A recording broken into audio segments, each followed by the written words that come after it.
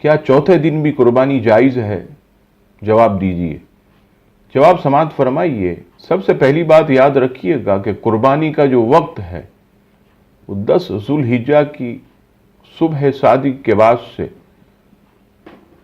12 ذوالحجہ کی غروب آفتاب تک ہے،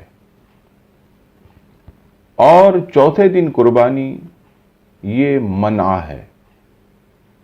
حضرت نافع رضی اللہ تعالیٰ عنہ سے روایت، حضرت عبداللہ ابن عمر رضی اللہ تعالیٰ عنہ فرماتے ہیں کہ قربانی جو ہے یہ 10 ذوالحجہ کے بعد 2 دن تک ہے، اور مشکات المصابی اس کے اندر حدیث نمبر 1389، اس میں حضرت نافع رضی اللہ تعالیٰ عنہ کا یہ قول جو حضرت عبداللہ ابن عمر رضی اللہ تعالیٰ عنہما سے انہوں نے نقل کیا وہ موجود ہے۔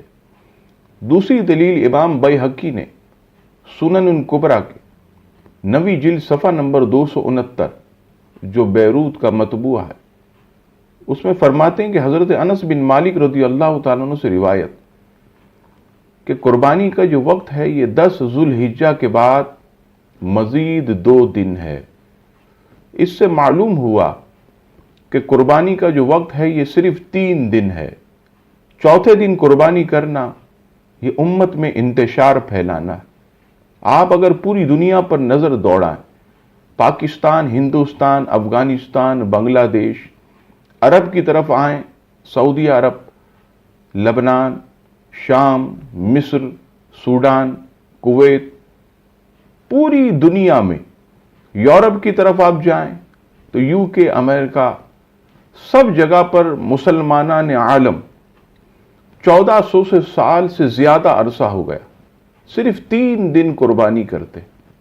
چوتھے دن کی قربانی یہ ایک مخصوص طبقہ جس نے امت میں انتشار پھیلانے کے لیے یہ کام اور یہ سلسلہ شروع کیا، لیکن یاد رکھیے گا کہ اصل وقت قربانی کا یہ صرف اور صرف 3 دن ہے۔ اور اگر کوئی یہ دلیل پیش کرتا کہ آپ تکبیر تشریق جو ہے وہ چوتھے دن کیوں پڑھتے ہیں، تو اس میں یاد رکھیے گا کہ ایام تشریق یہ 5 دن ہے، یہ 9 ذوالحجہ یوم عرفہ سے شروع ہوتا۔ تو اگر کوئی اس بات کو دلیل بنا کہ تکبیر تشریق چوتھے دن پڑھی جاتی ہے تو قربانی کریں، تو وہ تو 1 دن پہلے سے پڑھی جاتی، تو پھر قربانی بھی 1 دن پہلے کی جائے۔ تو یہ بات ایام قربانی کو تکبیر تشریق سے ملانا یہ نادانی ہے۔ ذرا غور کریں، یہ بات تمام مسلمانوں کے نزدیک متفقہ ہے کہ قربانی صرف اور صرف 3 دن ہے۔ اللہ تعالی ہمیں دین متین سمجھنے کی توفیق عطا فرمائے، آمین۔